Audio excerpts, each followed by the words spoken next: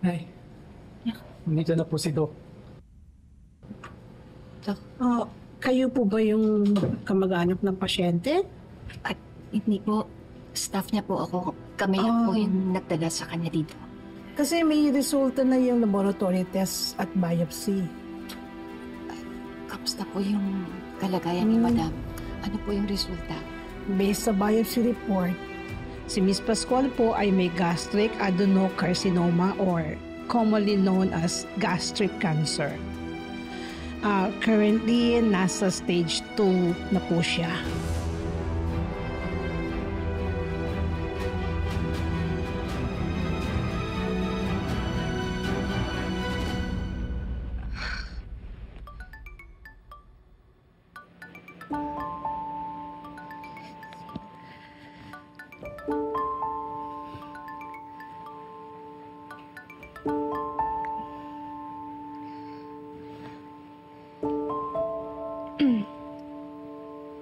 Hello? Ay, dili man ko kabalong magtagalog. Oy, wrong number.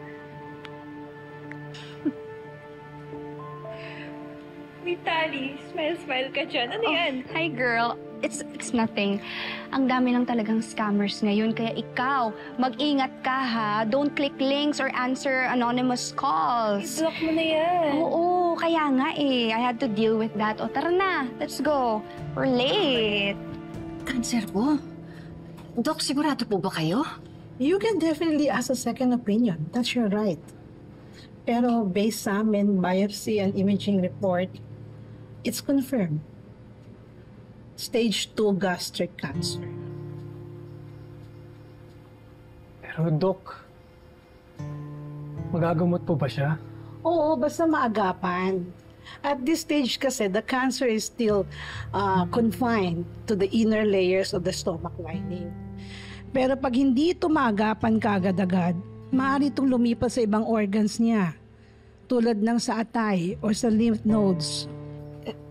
Dok, paano po yung gamutan nito? Usually, we start with the chemotherapy to shrink the tumor. And then we'll assess from there kung kailangan siyang operahan. Possibly a partial or total gastrectomy. Depende kung paano siya mag-respond sa initial treatment. You know what's important now?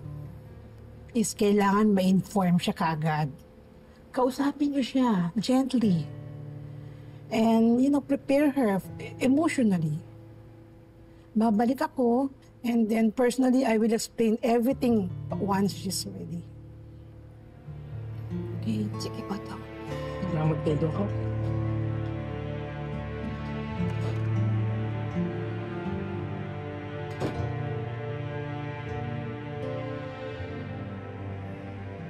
Gagawin natin. Sabihin ba natin sa kanya ang totoo?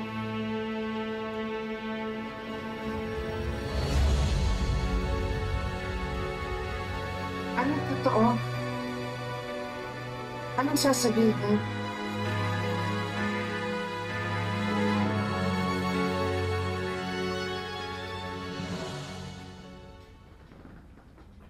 Ano? Magtitinginan na lang kayo dyan? Hindi niyo sasagutin yung tanong ko? Madam, nakausap na po namin yung doktor po ninyo. O tapos? Anong sabi? Ano po, Ano? Ang tagal mo namang sabihin. Ano hinihintay nyo? Pasko?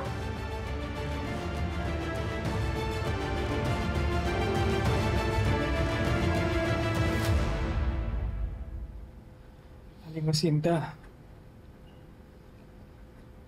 sabi po ni Doc na may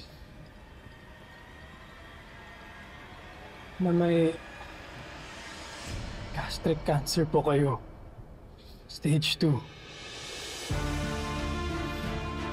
Kahit po kami, nabigla din po kami nung nalaman po namin. Nagulat po kami na meron daw po kayong cancer. Nagulat po talaga kami, madam. Rosel! Huwag mo kong ngawaan dyan. Hindi pa ako patay. Matagal ko nang alam yan. Tandaan nyo, ha? Huwag nyo'n ikukwento kahit kanino na may cancer ako kung hindi malilintikan kayo. Teka, tagal mo nang alam? Bigay ka ba, ha? Kailangan ko pang ulitin sa'yo, oo, may cancer ako, matagal ko nang alam, o ano, ngayon? Kakaawaan niyo ko? Hindi ko kailangan ng awa niyo. Kaya kong sarili ko, kahit mag-isa ko.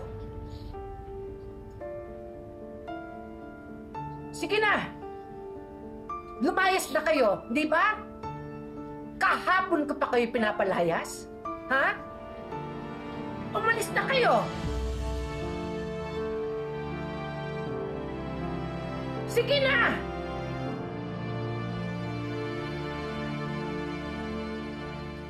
What? Declined? Imposible. Maganda credit ko sa bangko na yan. Ang totoo, magandang relationship ko sa bangko na yan. Patagal na akong kliyente dyan. Kaya imposible na hindi maaprubahan yung loan ko. Fine.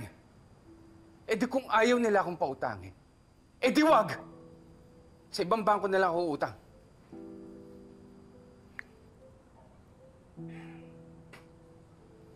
Naman! What happened? Eh, ayaw ko pautangin ng bangko eh.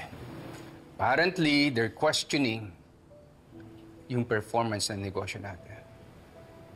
Ang di ko maintindihan, bayad naman sila eh. Lahat ng utang natin, bayad na. Kung tutusin, ang laki ng kinita nila sa atin. Interest pa lang yun. It's okay. Don't worry. Gagawa din ako ng paraan. May kakilala ako na gustong mag-invest sa business natin. Sa tingin mo, kaya ba natin bumangon? Yes, akong bahala. We'll get through this, okay? Trust me.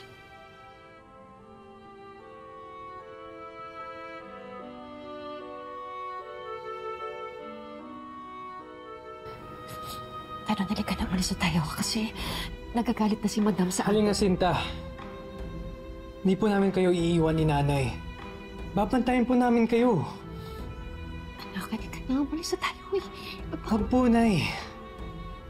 Kawawa si Aling Asinta pag naiwan siya. May sakit po siya. Kailangan niya tayo. Umalis na kayo! Sumama ka na sa nanay mo!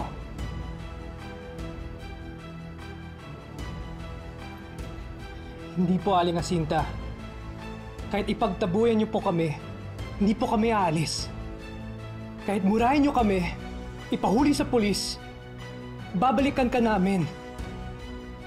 Aalagaan at babantayan po namin kayo.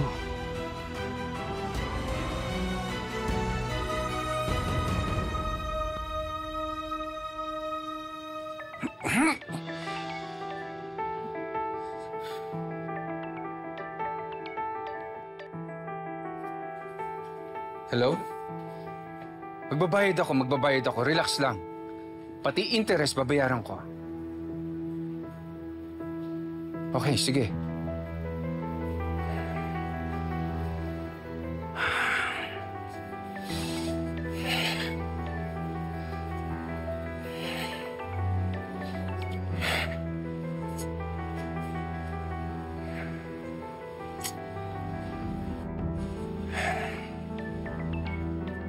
Kulit!